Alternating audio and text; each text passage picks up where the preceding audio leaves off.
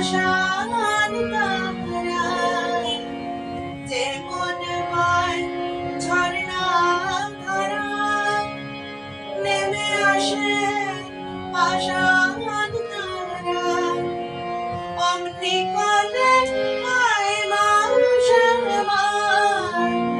অমনি করে হয় মানুষের মান ভাসিয়ে দিয়ে জীর্ণয়ানা অমনি